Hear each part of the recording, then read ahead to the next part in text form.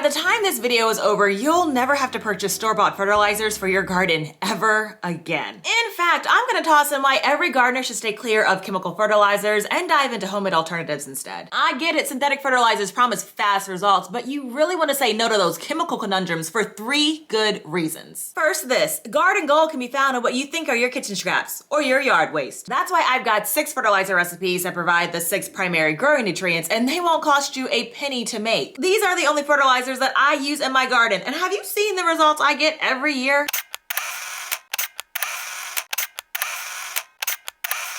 I am so excited to show you how to make your own bone meal, fish emulsion, all-purpose NPK fertilizer so you can stop buying Miracle-Gro, along with a calcium, potassium, phosphorus, and nitrogen supplement. You wanna know why I and you should start making your own fertilizers? Because buying them is a reoccurring cost that if you don't start making your own, you'll absolutely be shelling out that cost every single year at whatever the going price or availability is. No thanks. Instead, the only yearly cost of my garden are a few seed packets that I can't resist because I'm starting to save more of my seeds, a few bags of potting soil for my seedlings, watering. That's it. I'll touch more on this in a bit, but chemical fertilizers work against what healthy soil does all on its own when it's enriched with bacteria and microbes that live in the soil. Now, the fertilizer recipes that I'm going to share are mostly in powdered form because they're easier to store, they're less messy to work with, there's no smell, but you can turn them into a liquid if that's what you want. Okay, so let's jump to the recipes, but first you're gonna need 2 things, a dehydrator and a blender. And listen, it's preferable if you get both at the thrift store. You won't need a fancy dehydrator. The one that I'm using is one that I picked up at a yard sale a couple of years ago for like $5. It's the Nesco brand. You're also gonna need a blender. You'll want this blender to be one that you'll only use for your garden creations and not the same one you make for food you plan to eat. I'm using an old blender that has some cosmetic wear, but the blade is still sharp and the motor is strong. I'm so glad I stopped making banana peel tea and replaced it with banana peel powder. With this recipe, you don't have to deal with straining out the stringy things or attracting gnats to the garden with the overly sweet smell. Banana peels predominantly contain potassium, which is the nutrient that promotes flowering, fruiting, and overall plant vigor. Now I just toss those peels on the dehydrator and blend them up. Let me show you how fast this fertilizer comes together. Oftentimes, grocery stores reduce the price of very ripe bananas like these, and I always snag a few clusters, and then I peel them and cut the peels into smaller sizes that will fit flat on my dehydrator racks. As you place your peels on the racks, be sure to space them out a bit so that they have sufficient airflow and will dry evenly. Stack your dehydrator racks and set the temperature to 115 degrees for 4 to 8 hours or until dry. The aromas this releases is going to make your home smell like banana bread. I'm not kidding. You'll know the peels are finished when the skins turn dark brown and snap when bent. Transfer your dried peels to the blender and pulverize. It'll only take a few seconds.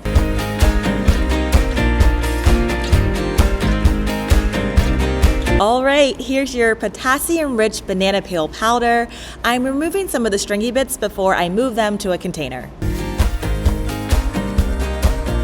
While you can absolutely repurpose glass jars, I prefer to use plastic since I have pets and I want to avoid any chance of broken glass in my garden. I found these airtight stacking bins that are clear so I can easily monitor the quantity that I have, and they have a locking lid to keep things fresh and dry.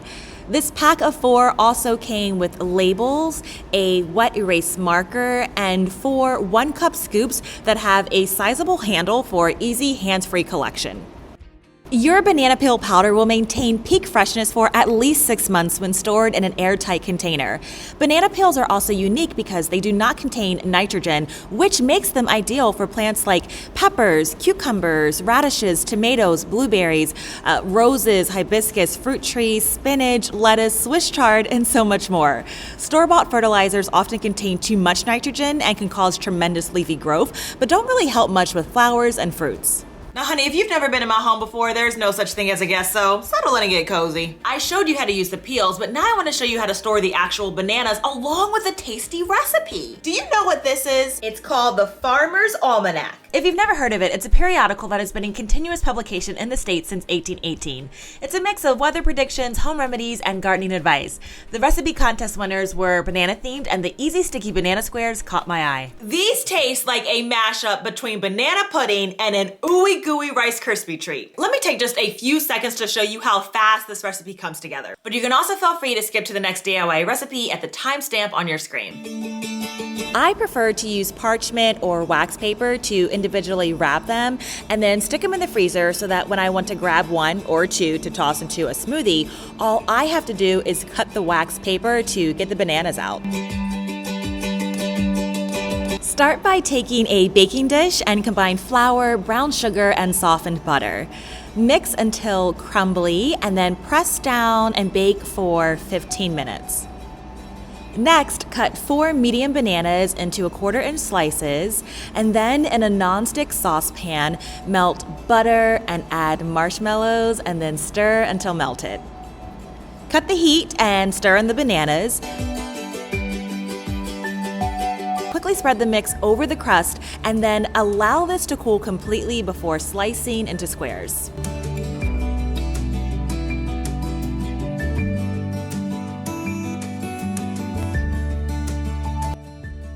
Oh wow.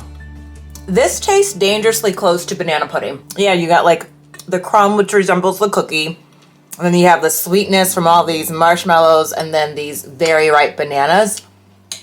Oh, this is decadent.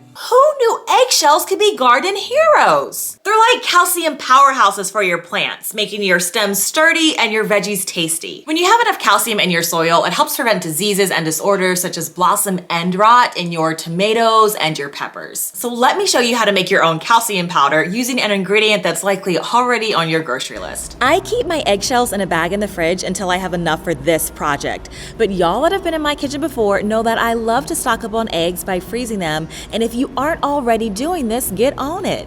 Use an ice cube tray to store 1 egg, being sure to beat it up to whip in some of the air, and then just stick them in the freezer. After they've frozen, you can use these eggs for scrambled eggs or in baking dishes. Let the eggs melt at room temperature and then prepare them as you normally would. Look at the results you'll get.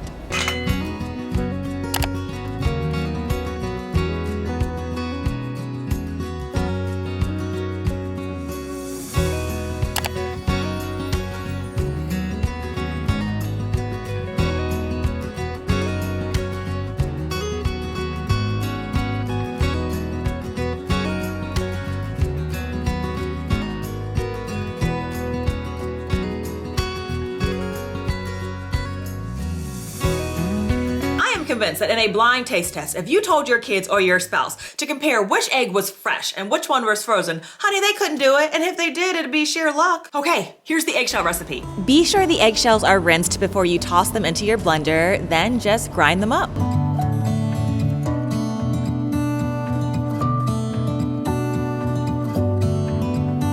All right, here's your calcium powder. My shells weren't completely dried, and it was a nice day, so I sat them outside to dry in the sun for a bit. Your finished product will look similar to this. The color may be different depending on the color of your eggshells. Eggshell powder has a long shelf life and will keep for at least 8 months and beyond. Freezing your eggs is a perfectly practical way to stock up on eggs that you can eat and shells that you can use for your fertilizer. If this is our first time meeting, hi, I'm Cassandra from the blog BecomingAFarmGirl.com. I'm here to help you start learning homesteading skills like canning and gardening in a small space and in your spare time. Don't worry about writing anything down. You can find all of today's fertilizer recipes in the coordinating blog post. My kitchen and garden are 2 sides of the same coin, and if that describes you too, you will love my pantry chats here on the channel. Thanks to 4 Greenstalk vertical planters, I'm growing over 120 vegetables and herbs just on a townhouse deck. You can use my code BeAFarmGirl to take $10 off your order. All right, coffee enthusiasts, listen up. Those leftover grounds aren't just for your morning cup of joe. Coffee grounds are especially rich in nitrogen and also contain other nutrients like potassium and phosphorus. So whether you enjoy a light or dark roast, coarse, finely ground, or anything in between, the coffee that you choose really depends on what you enjoy brewing. All types of coffee are good for your garden. Just stick with plain, unflavored grounds. I'm a medium roast French press kind of gal, so that's what my garden gets. Keep your used coffee grounds double bagged in your fridge, and every few weeks just toss them on your dehydrator. Now, if you only have one silicone dehydrator tray like I do, make your own with parchment paper like I did here. Spread your grounds around and dehydrate them at 115 degrees for 4 to 6 hours or until dry. The smell of coffee dehydrating is one of the best there is. Yeah, it's literally like stepping into a coffee shop. Heck, I've been known to intentionally dehydrate used coffee grounds when company comes over because it is a delicious smell and a toxic-free fragrance. Move them to an airtight container and they're ready to use. While coffee is great, too much of a good thing also applies to coffee grounds in your garden. Since coffee grounds are acidic, darling, you've got to practice some restraint when adding them to your soil. Stop at 15 to 20% of your soil's total volume, giving preference to your acidic-loving plants like hydrangeas and blueberries, or root crops like carrots and radishes, which respond well to acidity. You know those decisions you make in life when you look back and you're like, what was I thinking? That's my reaction when I remember that I used to buy bone meal, which is the ground bones of livestock, normally beef or chicken. Was I really buying bones? Just bones, with no meat, to haul it out back and dump in the dirt? Meanwhile, I was throwing the bones of the big chicken thighs that I made for dinner in the trash? Exactly. It made no sense. Luckily, I have come to my senses, and now I take any bone that comes in this house and I put it in a bag and tuck it in the freezer. Now when I'm good and ready, I have the sole ingredient to make bone meal for free, and so can you. Bear with me as I explain the benefits of bone meal for us regular gardeners. The gist is that bone meal is like, it's like a southern Sunday brunch for your plants. And I'm talking about the kind where you ain't in no rush. You're just at the table, slowly grazing, maybe enjoying a mimosa. Bone meal is a slow release fertilizer that regularly puckers out phosphorus and is really good for root growth and flowering. I also stash all my bones because I enjoy canning my own bone broths. I've got some ham bones from Easter and my beef bones from this past winter. Use any kind of bones you have. Beef bones and ham bones are more dense than chicken or turkey bones, which means they'll take longer to cook than if you're just using chicken parts like legs and thighs. But denser bones also yield a higher concentration of minerals and collagen. All right, here's what I'm working with. Another batch like this later on in the season will be enough bone meal for my garden all year. Grab your pressure cooker, completely cover the bones in water by at least 2 inches, and then start pressure cooking for 2 hours. Usually that's long enough, but since my bones were so thick, I did 3 2-hour sessions. The quantity and density of your bones will determine how long you'll need to pressure cook, but you can't overcook your bones, so don't stress. The bones will come out very tender, so tender that you can cut them with regular kitchen scissors. I like to give my bones time to dry out a bit, so I just lay them on a cloth for a few hours. Once dried, grab your scissors again, and with light pressure, your bones will start to crumble. Take a look at how easily these beef bones fall apart. Like I said, you'll never want to pay for bone meal again after realizing that you can make it this easily at home. Let me show you a few more bones so that you have the confidence that you can do this at home too. Start sticking those bones in the freezer so that you can make your own bone meal.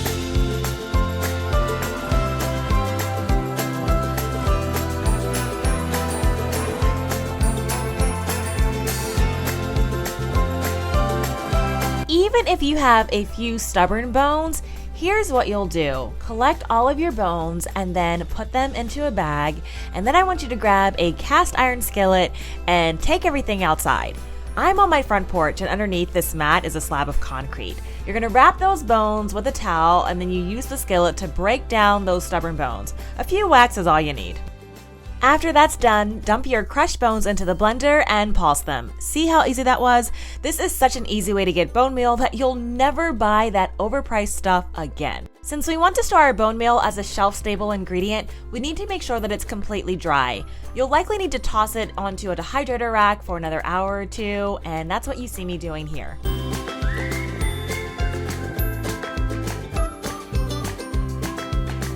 Once it's dried to the touch, transfer your homemade bone meal into an airtight container, Voila, you've got bone meal from your kitchen scraps. You should apply bone meal at the time you set out your plants or bulbs. For potted plants, mix in no more than a heaping tablespoon per pot. A soil test will help you determine whether plants actually need more phosphorus or just a more consistent watering schedule.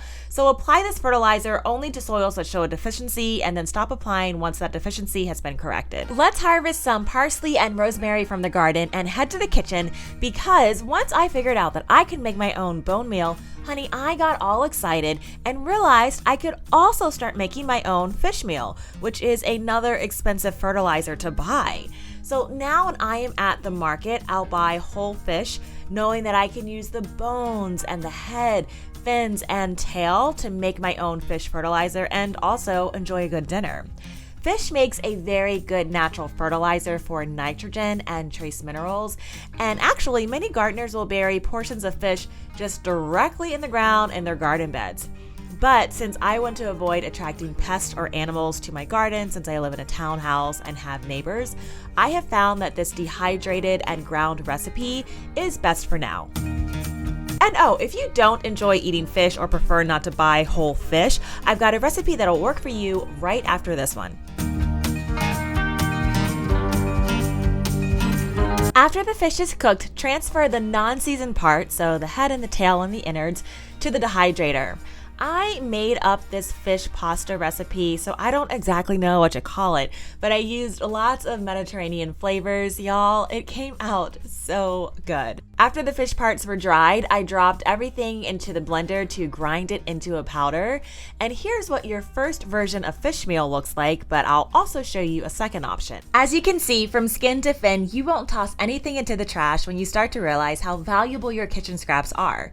Your homemade version will be free of chemical preservatives such as formaldehyde that big brands use. Fish meal is best kept in a cool, dry place, protected from rodents and birds, and will keep for over a year without detectable change in nutritional value or spoilage. You can also use several packs of sardines or anchovies to make a faster version of fish meal. The method that you'll use is similar to what I just shared, except that you'll want to make sure that if the fish is packed in oil, try to rinse off as much oil as possible so that the final product won't go rancid on you as quickly. I usually soak and rinse my sardines and anchovies a few times before I place it on the dehydrator.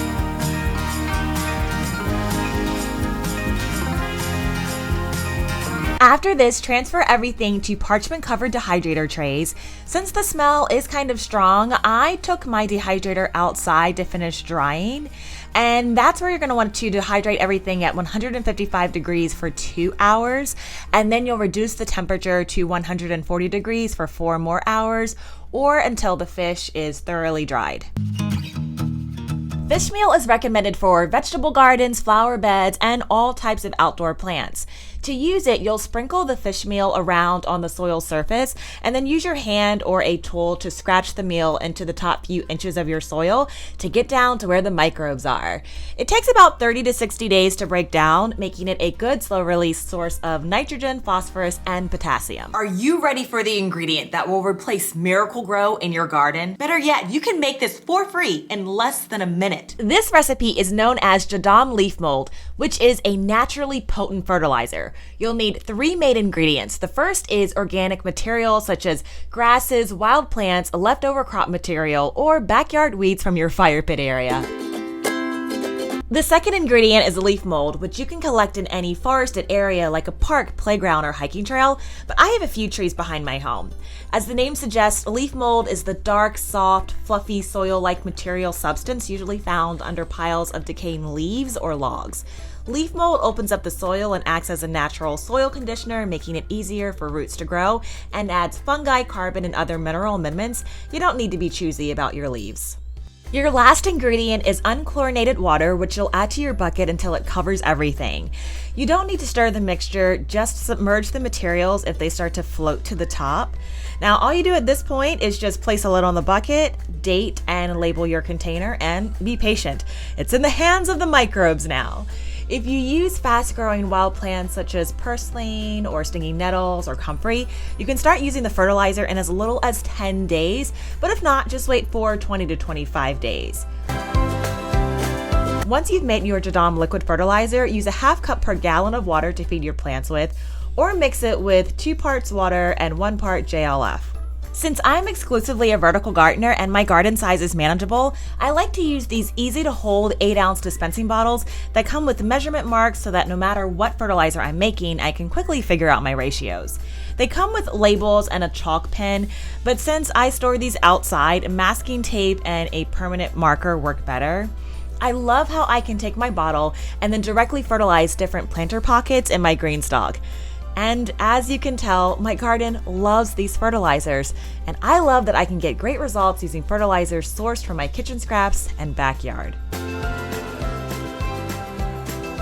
Every garden needs manure and a regular supply of it. And even us homestead dreamers without land or livestock can get regular access to potent poo without relying on garden centers. Baby doll, it's time to get yourself some worms and start a worm bin. Starting a worm bin that you can keep inside or out is super easy because the worms do all of the work.